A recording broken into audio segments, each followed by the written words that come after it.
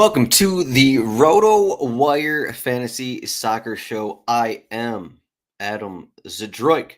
Sorry, we had a little Twitter mix-up here. I'm trying to go live, but now you need a premium account to go live on Twitter. So we got to get that sorted out. But I'm Adam Zdroik. You can find me at RotoZdroik on Twitter or RotoWire Soccer. I'll be going over, what am I going over? FPL, Fantrax rankings, just posted all these rankings up, top 400, pretty much every player in the league that I'm projecting here.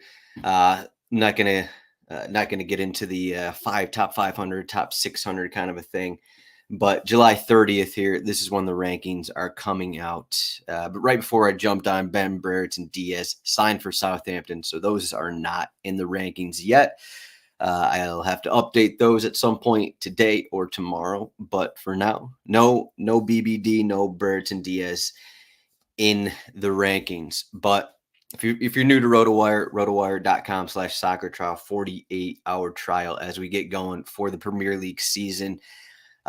Here's everything we have. We have a little bit of everything. We got lineups, we got injuries, around the clock news. Once formations come out, we got formations.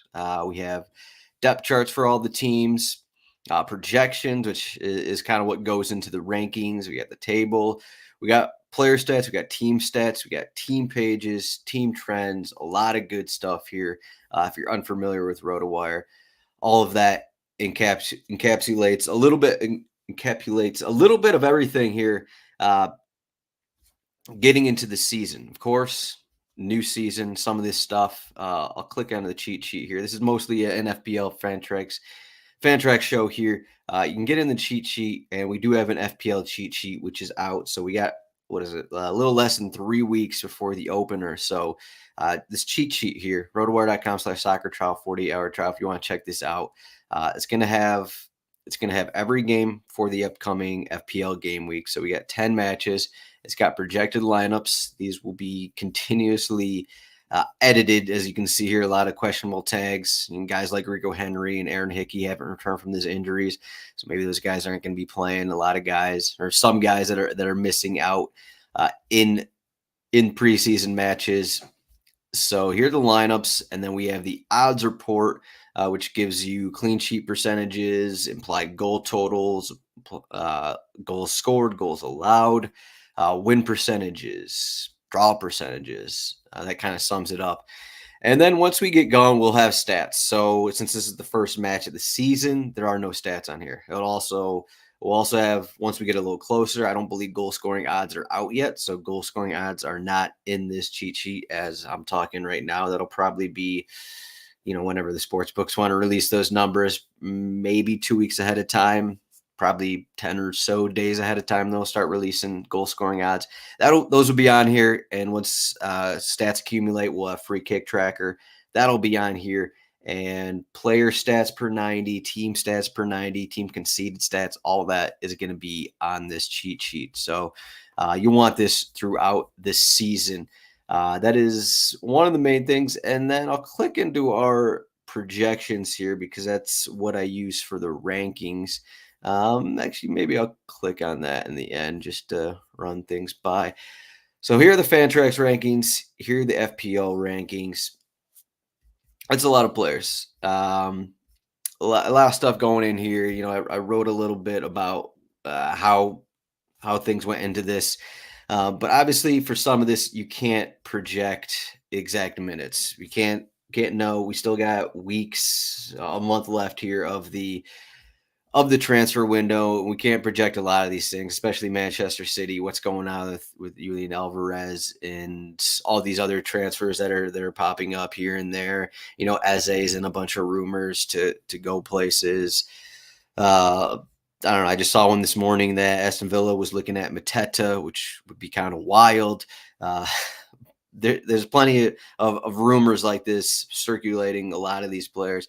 Kudus was also in one of those Aston Villa rumors. Maybe I'm just following a bunch of Aston Villa bloggers on Twitter that it's popping up on my Twitter feed. But a lot of Aston Villa random rumors here is what was popping up for me. I guess that's also because they'll be in Champions League next season. So here are the rankings, though.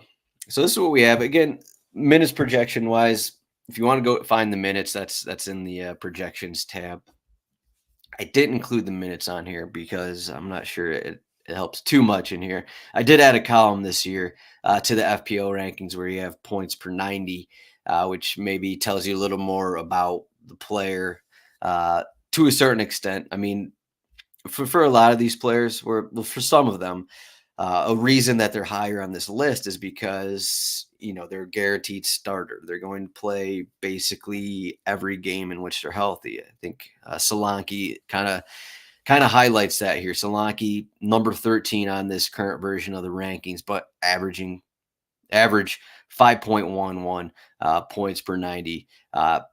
As you can see, just comparing to guys around him, it's because Solanke is basically he is their striker. I know they got Enes Unal, but he is their guaranteed striker. He is going to get start pretty much every match. So that's why his overall numbers are a little higher than some of these other guys who you probably think are better than him. Specifically, if we're looking here, Alex Isak. Isak, 55% of FPL teams as I'm talking right now, but projected to score fewer than Solanke. And as you look at Isak, this is just a guy who maybe a random injury or two throughout the season, where Solanke is usually he pretty much plays through any minor knock here and there. So that's one of the reasons why Solanke is higher than Isak, but Isak more per 90 than Solanke. So again, get through this here. All these columns are sortable. We can select forwards. You can select midfielders, defenders, goalkeepers. So you can separate between them. If you want to, separate by team, you can do that as well. Position, I already went over position. Then you got price. You can sort by price. I mean, this is you can see right here. Again, these are straight from the FPL site. I usually update the FPL data pretty much every time I update this. So this is I don't know if I grabbed it this morning, maybe from yesterday. Here are all the percentages. Here's the price. Team selected by Isak is actually, or he was as of yesterday, he was the most popular player at FPL in the early lineups. Isak, Watkins, Palmer. That's what TSB percentage means. And points, and then you can sort by points per 90. Which I was kind of already talking about a little bit there. So these are the rankings for the entire season. I also have the Fantrax ones if you want to check those out if you're into Fantrax. But these are the FPL rankings, top 400-ish. There's going to be players added, probably get up to 410, 420 or something like that. As we get going here, I think I'm at 402 on this version. Brereton Diaz is going to be 403. So then projecting minutes, just with some of these, like Alvarez, just an impossible situation to project. And then you have certain situations of, okay, this guy, I try to keep it to a minimum of 300 to 400 minutes, because at what point does it matter that, we're giving out 200 or 100 minutes to a player? It doesn't really matter in terms of fantasy.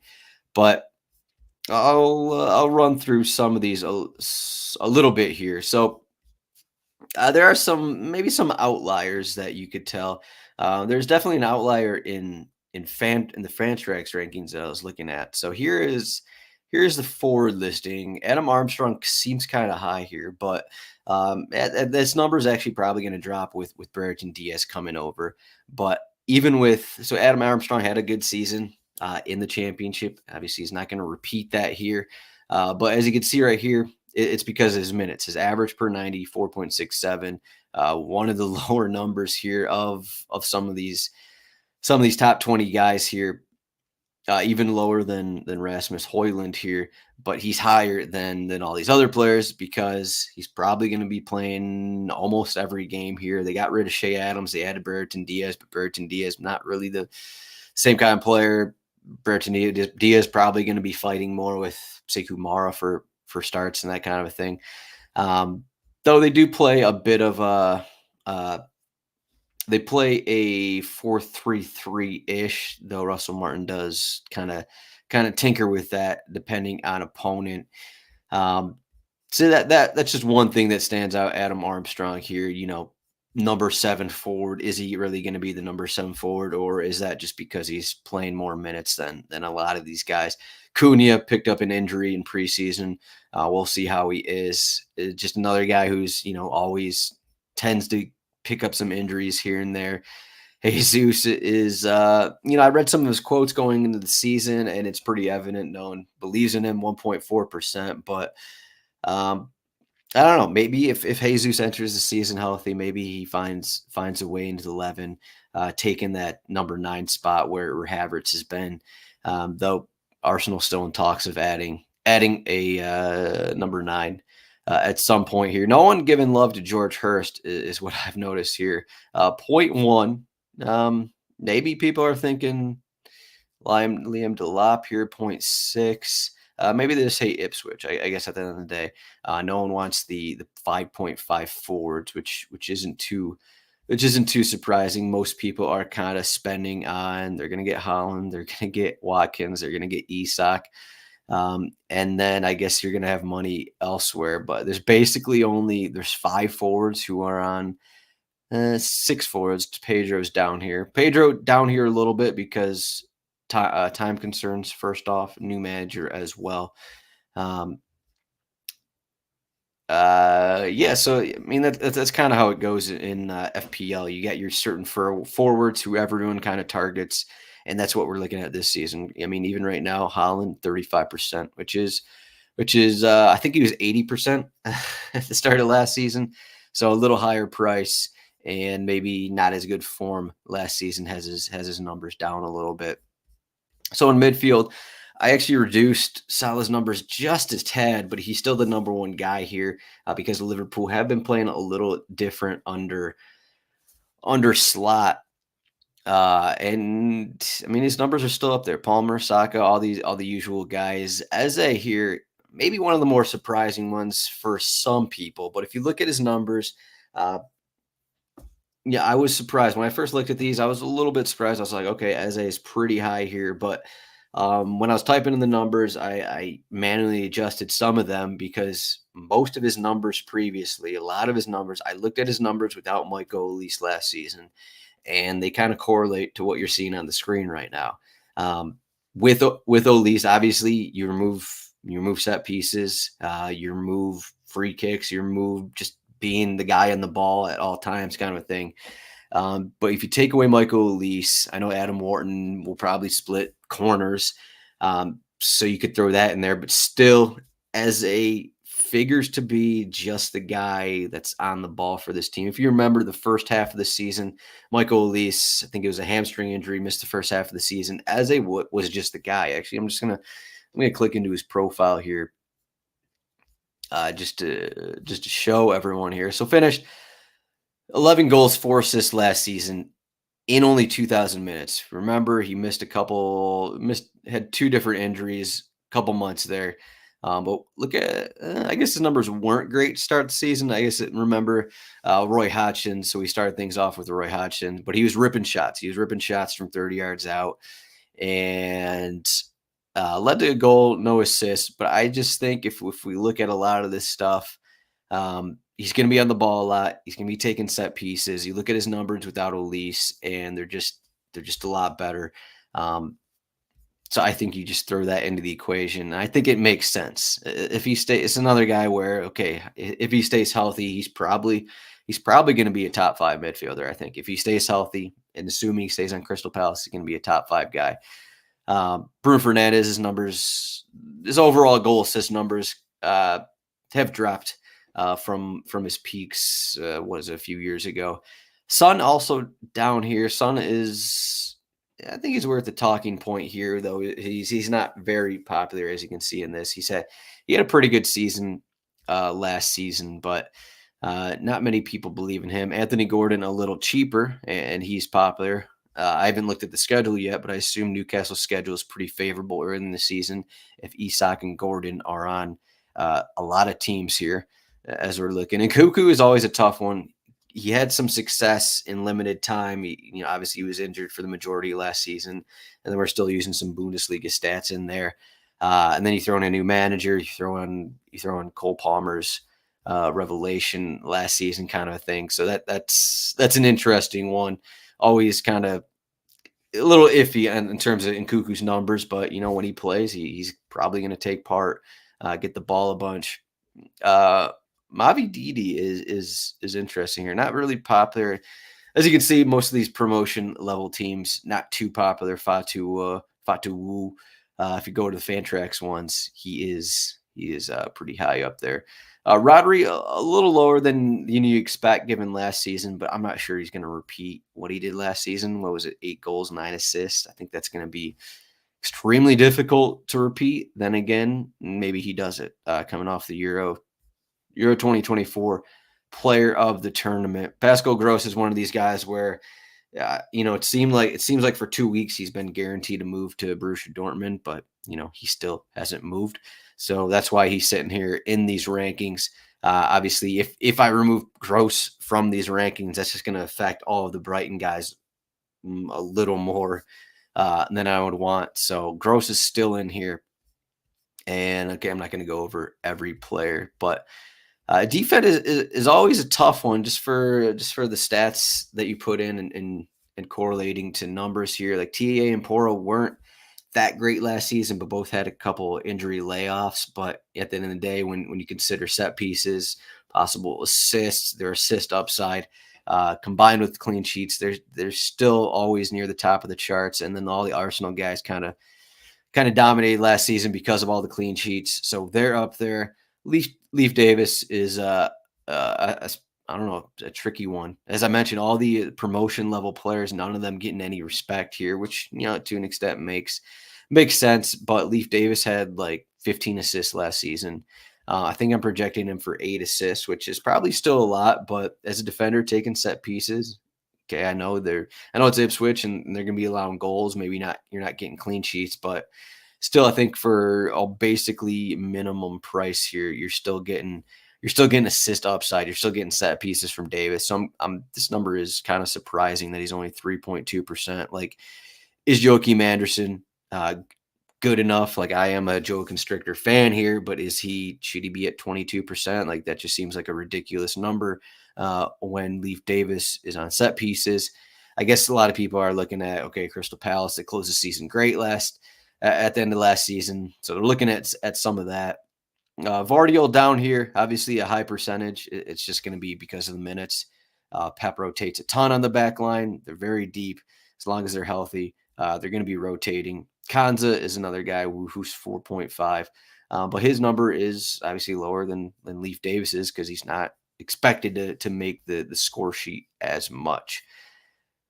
So that's some of the defenders. Goalkeepers is goalkeepers. Ryan at the top of the list, led the league in clean sheets last season. They just added Calafiori. They're getting Urian Timber back from his injury. So I think their back line might even be better this season. So his clean sheet numbers are very high. And then you got a couple save guys here. Pickford, Onana saves, Alisson save clean sheet upside there. I had to manually reduce Ederson because his total was a bit high. His numbers weren't great last season. He doesn't make a lot of saves, and he got subbed out and didn't get clean sheets for a lot of games there. But that's the rankings there. Those are the FPL rankings. I'll click on the projections really quick so you can see where these numbers come from. So here's what happens. I'll tell everyone, giving everyone the inside secret. So I project every team for all these stats. I project goals, assists, shots, et cetera, for every team. And then we plug that into the back end. And then we grab averages from the more or less the prior 3 seasons. With some people, with some players, championship or coming from other leagues, it's a little different. But for the most part, grabbing averages 3 prior seasons, putting more emphasis on the most recent season, less on the next season, and then least amount on the furthest season away. So that's how we get all the averages. And then I project minutes for all these players, which you can see right here. So you can see I didn't include minutes on the rankings. If you want to actually look at projected minutes, This isn't 100% guaranteed or anything, but these are all projected minutes. If you're into La Liga, we also have full season projections in La Liga. But so, and then projected minutes, and then this shoots out. So you're basically grabbing each team has a certain amount of goals, and then each player has a per 90 average. And then you put that in with minutes, and then it spits out all of these stats. And that's what the rankings are. I download these, I put them in a spreadsheet. I have a spreadsheet for that shoots out FPL stats, and that's how the FPL rankings come about. So this is where we're at here. So as you can see, Isak is a favorite, 17 goals. His assist number is low, so his overall stats aren't as high as some of these other guys. Like what he did last season, 21 goals, 2 assists last season. Maybe the 17 goals is a low ball there for his overall numbers. Nkunku, 13-5. It was a similar situation, I think, last season with Nkunku. But at the end of the day, someone's got to score, and these guys are projected to play. Mooney's at 13 goals. But as you can see here, all of the goals, assists, you can sort these by goals. You can sort these by assists. This is something that the rankings don't have. So you want to go into the projections. You want to see, okay, how many shots is this guy going to get, kind of a thing, or how many goals conceded, how many clean sheets am I projecting for these teams? See right here, David Raya, 17 clean sheets. He's also going to play more than last season. Raya was already the top goalkeeper. Now he can actually play against Brentford, the team he was on loan against. So there's a couple more games in there. And I think Ramsdale started the first 2 or 3 matches. So you're basically getting 4, maybe more games than last season when he already led the league. So it's pretty clear Raya is the top goalkeeper going this season. And then you add in a couple basically new defenders for them. So that's it. That's what all the rankings come from, coming straight from this projections page with full projections. If you have any questions about this, again, you can find me at Zdroik or at RotoWire Soccer on Twitter. And if you're interested in joining our Discord, a lot of talk going on right now about what the Olympics, men's Olympics, women's Olympics, all those soccer slates going on in DraftKings. But if you have any questions, feel free to DM me on Discord as well. Again, rotowire.com/soccer trial is a 48-hour trial. Thank you for watching the show. We're going to have a bunch of other stuff coming throughout the season. Of course, we got the DFS stuff. We got a betting show, and we'll see if we get anything else, anything more coming. The hope is we get more content coming, but again, there's always work to do in other areas. So we'll see how that looks. But thank you for watching this. Good luck in your FPL season. Also, make sure to join the RotoWire Soccer FPL group. I should have put that. I'll put that in the details here so everyone can sign up for it. But thank you for watching. Good luck on the season. Again, any questions, just send me a Twitter, send me a DM, Discord, Twitter, whatever it is. And let's see if I can answer it. Thanks for watching.